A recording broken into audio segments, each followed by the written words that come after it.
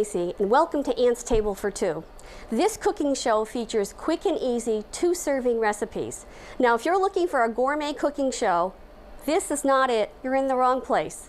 But if you love food that's full of flavor and quick and easy to prepare without using exotic ingredients, then you're going to love this program, even if you cook for more than 2 people. So stay tuned. I got a great show for you today. Thank you.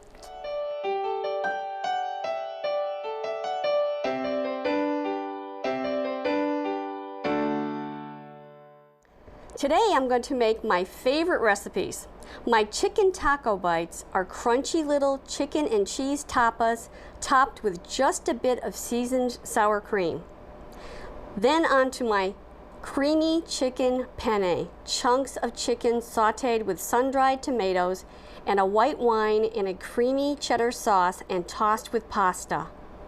And my moist and creamy lemon cake has just the right amount of fresh lemon tartness. You will love how easy this cake is to make.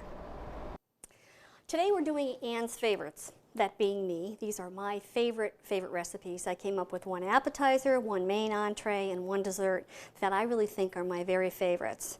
Now, the first appetizer that I'm going to do is called chicken taco bites. Now, my chicken taco bites were inspired by a restaurant that I went to in Dallas, Texas. I was there with 30 women, and those 30 women, we just all sat down at this restaurant. I don't even remember the name of the restaurant. It was, believe it or not, 25 years ago, and I wasn't in charge of ordering, and I was not familiar with Mexican food.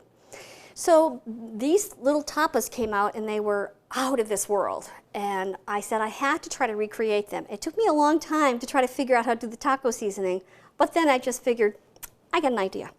So what I'm doing is I'm starting with 14 little scoops. Again, this is an appetizer for 2 people, although I could eat the whole plate, but you know, 7 is probably a little bit more than you should have for an appetizer. But these are the little scoops that we have. They're, you know, tortilla chips, they come in like little triangles. The scoop ones work best for this particular recipe. Okay, so I'm going to set those aside for a minute. I've got about 4 ounces of diced chicken meat. Now, I always have a cooked chicken somewhere in my refrigerator. I like to usually cook a whole chicken and use that as a meal, and then I strip it and use all of the cooked meat for other recipes. And in my cookbook you'll find there are several recipes that call for cooked chicken meat. It's a very inexpensive way to use a whole chicken, especially when they're on sale. So I've got about maybe 4 ounces here, which is about a half a cup, and I'm going to put a half of a teaspoon of taco seasoning in here. Now, this is the deal. This is taco seasoning that comes in a little packet that's actually meant for one whole family meal. I take those packets and I cut them open and I put them in a little recycled jelly jar, and I just reuse them for a teaspoon at a time, a half a teaspoon at a time, on, you know, whatever I need. It makes for a lot less figuring, oh, I need a little bit of cumin, I need a little bit of chili powder, I need a little bit of this. It's just so much easier. You got taco seasoning, and it's just a little packet. I use it all within a 6-month period. It's great. So I'm just going to toss that in here. Then I'm going to take it and I'm going to put just a little bit of my little diced chicken. Now make sure that this chicken is diced up very fine, because you want it to fit nice in the little spoon scoops here. This is just so easy. It's so easy. This is also great if you're not just cooking for 2 people. This is a great one to bring to a party. You just make sure you keep it on a tray that you'd have to put them in the oven. These are going to go in the microwave, but if you're making it for a large group, you'd want to put it on a cookie sheet and then transfer it to a pretty plate. Okay, so I'm going to use all of my chicken. I think I put a little extra chicken in here because I didn't want to, because we're on camera. I'm trying to be as perfect as possible. It's not working, but that's okay. All right, that's good. So I've got all my little chicken in here. Now I'm going to take some shredded cheddar cheese. Now again, you can use either jack cheese, you can use a mild cheddar. I like a nice little, sharp cheddar. It gives it just a little bit more flavor. I think that the ones that I had in Dallas were probably a Monterey Jack. But you can do whatever you want. Again, I know what you do when you watch cooking shows. You watch the show and you make something that's totally different than what I'm making. I get inspired by recipes and then they don't look anything like what they did to begin with. Okay, that's it. This is as hard as it gets. So I'm going to put these in the microwave just enough to melt the cheese. and the chicken will heat up just in time. So we're going to do that for about maybe, I'll put it on for 30 seconds. I want to tell you a little story about tapas. Tapas it's a snack. It's the Spanish word for actually cover. What they used to do is in the old days, I don't know, 15th, 16th century, wait a minute, hold on. No, we're still going good. The cheese is, wait, hold on. No. My oven's not working the way I want it to today. The king of Spain went on some journey, and his sherry was the door would blow open, and the sand and everything would come in and get his drink all full of sand. So what he did was he asked for a slice of bread to put on top of his sherry, and bread was covering the sherry, and they ended up eating the bread with the sherry, and the sherry being the bread being a cover, it's called a tapa, and that's how they got it. Everybody they were either serving a piece of bread or a piece of meat to cover their sherry so it didn't get all dirty. Okay, this is perfect. Oh, this is perfect. Okay, now, when I was in Dallas, this is how they served it. They served it with a little bit of oh, I don't have all of my props. I'm going to put the rest of the taco seasoning in my sour cream, and just to spice it up a little. I can't remember, because it was 25 years ago, if they did spice up the sour cream or not. But I just needed to have a little bit more flavor. So I'm going to just put a little dab of the sour cream on each one. And there we go. Oh, these are heated up just perfect. The last time I made these, I didn't heat them up so that the cheese melted, and it wasn't quite right. I'm always afraid of overcooking something. Overcooking something is as bad as undercooking. You are going to love these. Again, the thing about television is that you can't smell it and you can't taste it, but I can tell you that it really smells really good. Think of warm taco seasoning and cheese. Oh, I did just enough here. Okay. There we go. Now, this is how it was served to me. Well, sure, that's why I didn't have enough. I lost some over here when I was in Dallas. But, part of, serving food is it really should be presented well. So what I'm going to do is I'm just going to add just a little bit of salsa, so that if my dinner partner decides that they want to have a little salsa on it, then they can. You can just put a little dab on, or if you wanted to, you could just sprinkle it with a little bit of chopped cilantro or a little bit of chopped fresh tomato. But I personally actually like it just plain. So I'm going to save that one for my dinner partner, and I'm going to eat it just like this.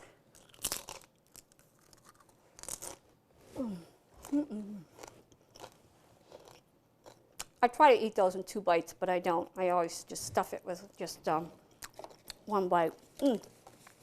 Those are so good. And look at how easy that was. You just have some cooked chicken, stuff it in a little tortilla chip, season it up a little bit, put a little bit of sour cream on it, and that's it. How easy. It's just too easy. We'll be right back.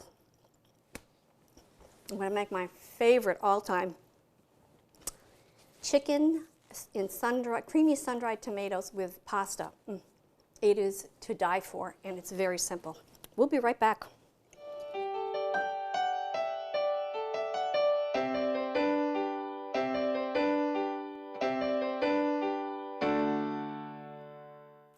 Welcome back. I enjoyed my little crunchy chicken taco bites, but now I've got something for you that you're really going to love. It's my creamy chicken and penne. Now, in my cookbook, I have 2 other recipes that are similar to this. This is kind of a concoction of both of those.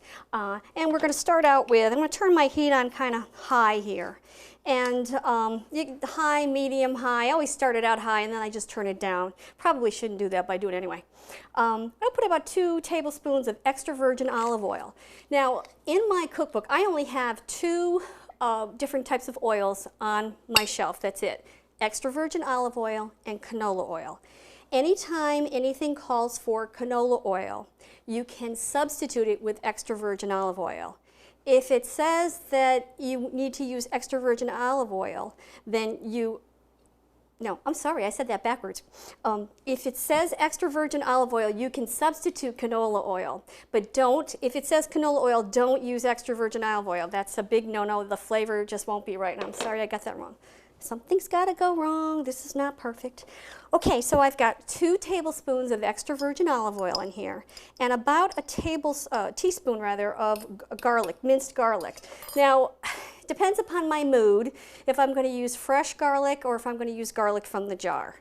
I'm a working girl. When I come home, that's what usually tells me what I'm going to do. If I'm too tired, I don't feel like chopping up anything, then I just go for the one in the jar. I always have fresh garlic, and I always have it in the jar.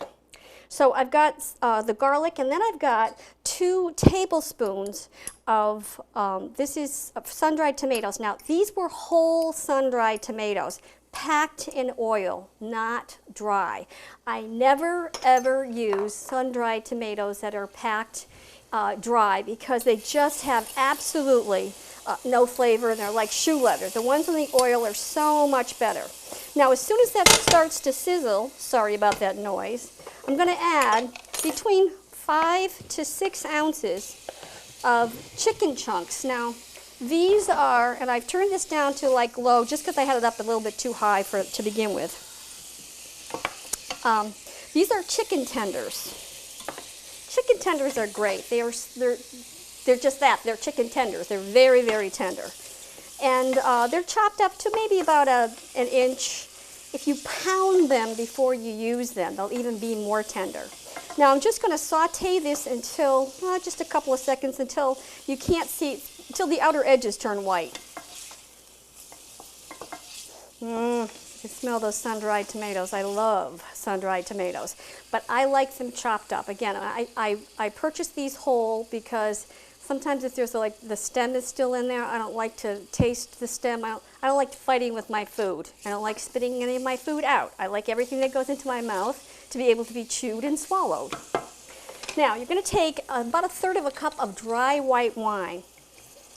I'm going to turn this up again, just a little. And we're going to saute it again until the chicken is no longer pink. Now, I want to show you something. Am I getting any heat here? Oh, I am. If you don't drink wine, this is the greatest thing to do if you're just going to cook with wine. This is a dry Chardonnay that I buy in a 4-pack like this. They're wonderful.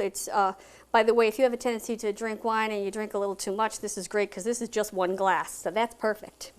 But these are great, and don't go by the fallacy that if it doesn't have a cork, it's not a good wine. That is not a true statement. And by the way, the cork thing, smelling the cork, that's ridiculous with smelling the cork. That doesn't mean anything. I don't know I don't even know where that came up from. The reason why people check the cork when they open up a bottle of wine is to make sure that the cork actually belongs to that bottle of wine. If someone has damaged or used, well, let's say somebody just made their own wine and put it in another wine bottle, then their cork is not going to match the name of the wine. So, I've never found that to be a problem. They've always matched. Okay, so this is sauteing up well. And again, just want to make sure that it's not pink any longer. I'm going to turn it down a little bit. Just keep adjusting your heat so that it's not burning and it's not, cooking too fast, but it's still cooking. This is going well. All right, now I'm going to talk to you about my sauce. This is a creamy chicken penne. I don't do roux. I have no time for that. Again, I'm a working girl. I come home, I want to eat. All of my cream sauces are made with some kind of a cream of something soup. Cream of mushrooms, cream of celery. Anytime it's chicken, it's cream of chicken soup. 1 can of cream of chicken soup will yield 2 half cups plus 2 tablespoons. So this is a 1/2 cup plus a tablespoon. The other half is going in the refrigerator. It's going to stay there for a week. After that, if I haven't used it, it goes in the freezer. And nothing in my freezer stays there for longer than 3 months. After 2 months, I start thinking about what I'm going to do with it. As a matter of fact, if you go to my website and look under recipes, you'll find my leftover soup recipe, which is just what it is, leftover soup. Okay, I gotta check to see if this chicken is done, and it is. I don't want to kill anybody tonight. Okay, again, it just has to be cooked through. And this is a great, really quick meal, especially if you had a little chance the night before. Sometimes when I'm cleaning up, like last night when I was cleaning up for dinner, from dinner, what I did was I cooked my pasta. I've got about 1.5 cups to 2 cups of cooked penne. And then I just soak it in cold water and leave it in the refrigerator overnight. And then I come home and I'm ready to eat. So I'm just going to heat that through a little bit. And then I'm going to add my, you can actually add the pasta at the end if you want. Doesn't really matter. Once the chicken is cooked, whatever order you put things in is no problem. Okay, so I've got my cream of chicken soup. And I'm going to put about, well, I think I'll stir that up first.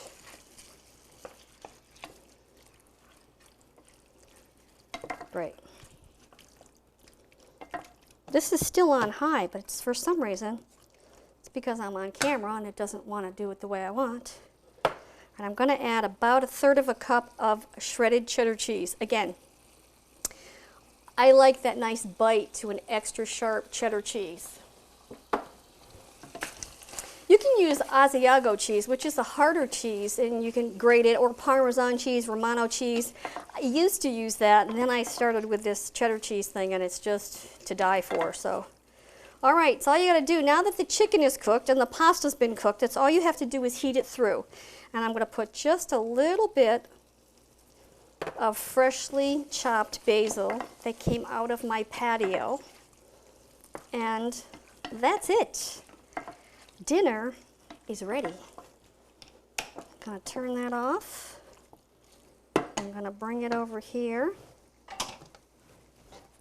And I'm going to plate it.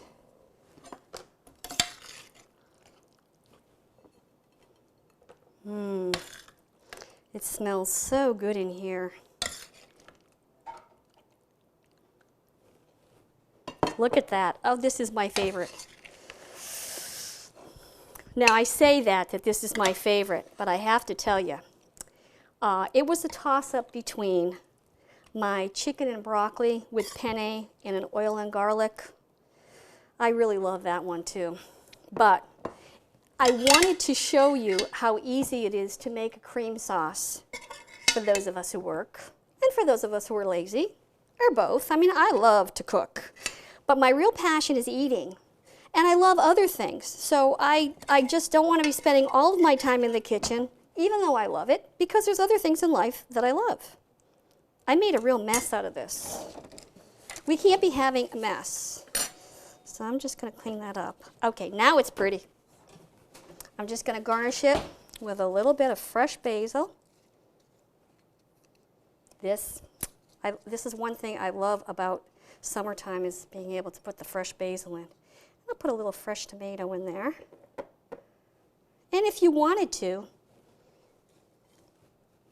there you go. If you wanted to, you could put a little extra Parmesan cheese or Asiago cheese. One of those would be great. But look at how beautiful that is.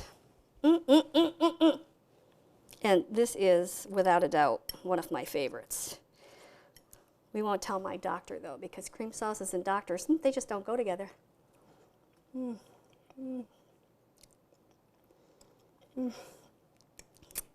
All right, I'm going to savor this for a little while. Then I'm going to show you how to make my lemon cake that is really very refreshing and lovely, tart, sweet, just really good. I'll be back. See you later. Okay, we're back with my favorites. Now I'm going to show you how to make my lemon cream cake. Now the reason why I chose this particular dessert, and it was not as easy to pick out a dessert as it was the other things, is because I wanted to show you how I make my cakes for 2 people.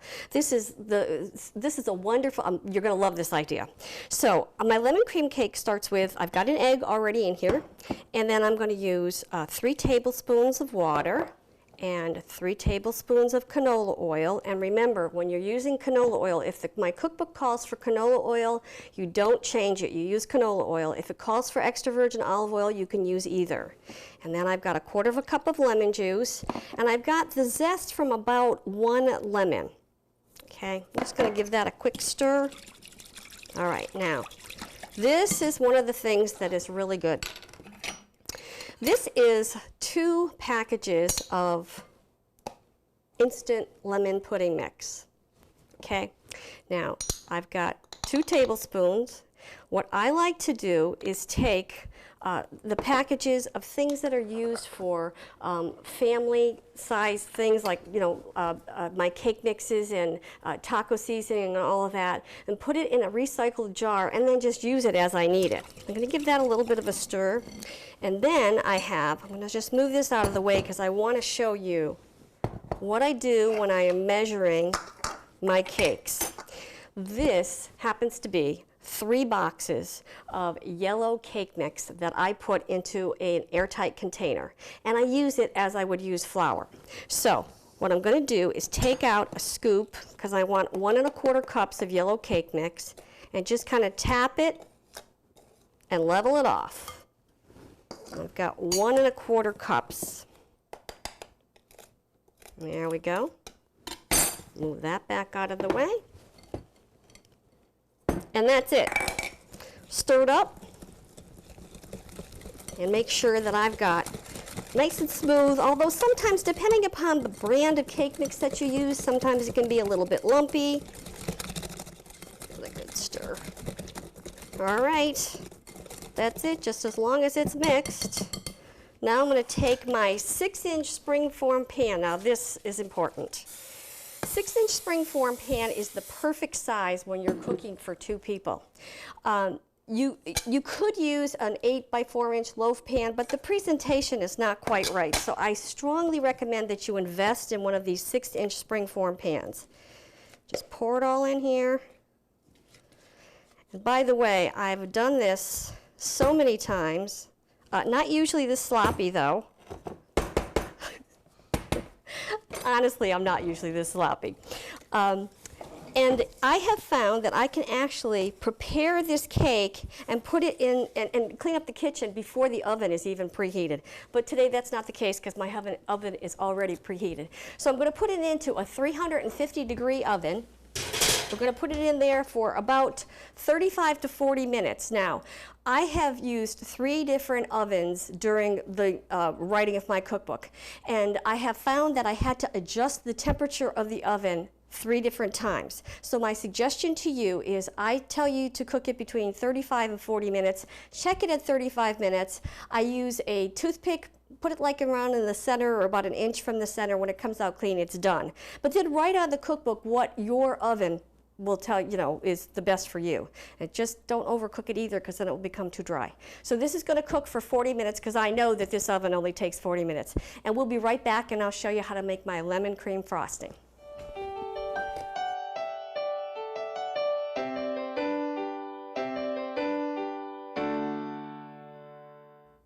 Okay, I'm back. It's been 40 minutes, and I know, because I know my oven, that this cake is all done. All right, perfectly done. Now, the thing about the springform pan that makes this really good is you just pop it open. And of course, usually it's easier to pop open, and it comes right out. Sometimes I'll take a butter knife and just kind of like run it around the edges, but I don't usually need to do that. And then I soak this, and by the way, if you want to know a really easy way to clean my springform pan, because the cake gets all kind of like gunked up on the inside, I have a perfectly easy way, and just check my website, there's a video clip on how to clean this. I didn't want you to make a really easy cake and then spend, a half hour cleaning the pan. Now, I can let this cool like this with the bottom here, or sometimes I take it off. I'm just going to let it cool like that. And it should be completely cooled before you put the lemon cream frosting on. But I already have a cake that's cooled. But before we do that, I'm going to show you how to make my easy lemon cream frosting. I'm going to start with 3 tablespoons of milk, and all of the milk that I use is 1%. You can use, you know, fat-free if you want to, and you can use regular. I always have 1% milk in my refrigerator. Then I'm going to use 2 tablespoons again of my instant lemon pudding and pie filling mix. And I'm going to use 1/4 teaspoon of lemon extract. And I'm going to whisk that a little bit. I love lemon. Lemon is just, this cake is just a nice, creamy, refreshing, just enough tartness. It's perfect. See now that we've got like this nice little, looks like a little lemon curd there. Then I'm going to take, and I've measured this out already, this is 1.5 cups of thawed whipped topping. And again, you can use fat-free or regular. It doesn't matter. It depends upon your own taste. I don't ever use fat-free. I think it's, I don't like fat-free anything. The light is what I always use. Now, you can fold this in if you want to. Normally, I don't have the patience to do that, so I just mix it. It doesn't really matter. We'll let some of the air out if you do that. And with this, I want to show you something, because even though you're using a wire whisk, which is something that I usually like to use because it blends better, I always take a spatula and kind of fold it under, because see how much lemon got underneath there? You don't want to, you want it to be as combined as possible. All right, and I'm going to do it one more time with my, there we go. Okay, this is good. Now, set that aside. Move everything away, because now I have my cooled cake, my little lemon cake. Now, you know, I'm sure you've seen this, where you put the wax paper underneath so that it doesn't get all messy on the dish. You can do that. You don't have to do that, whatever you want.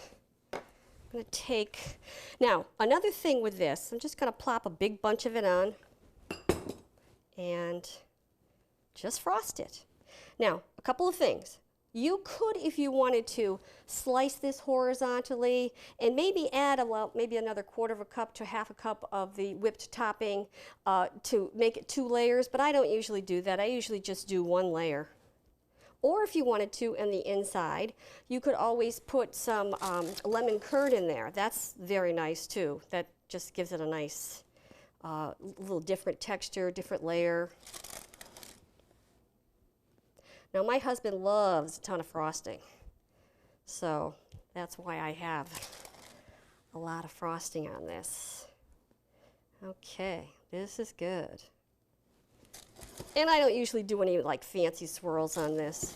It doesn't last long enough. But the one great thing about having just a 6-inch cake is that it's great for today and tomorrow, and then we can go on to a new and, you know, different dessert, like something chocolate. Love chocolate. Okay, got a little bit more frost in there. Okay, and I'm going to just give it a little bit of a decoration here. I've got 3 little lemon slices. I'm just going to put them on the top in a circle like that, and put a little bit of my lemon balm in, and spread it out so we can see the lemon, and just carefully take off my wax paper. And if you'll notice the bottom, I just run it around a little bit, because it kind of comes up a little bit when you take the wax paper off. But there we go. Isn't that beautiful? I just love it. Okay, now I'm going to take a bite, because I've been thinking about it since I started baking. I'm going to move my little decoration aside here a little bit. And this usually serves, it makes like, you know, 4 to 5 servings, depending upon how hungry you are and whatever. But this is good. Look at that. Mm, mm, mm. The frosting, it's great. Now, when you're using the lemon zest, you could omit it if you want to, but I wouldn't. I love that frosting. Now, this cake I have like 23 cakes that I made out of this formula with using yellow cake mix or chocolate cake mix. And that's why I've got my money's worth out of that springform pan, so I do recommend that you get the springform pan. Anyway, that's it for today. I hope you enjoyed today's show. Please stay tuned again for another show upcoming. And remember, when serving only 2, there's no need to overdo. See you next time.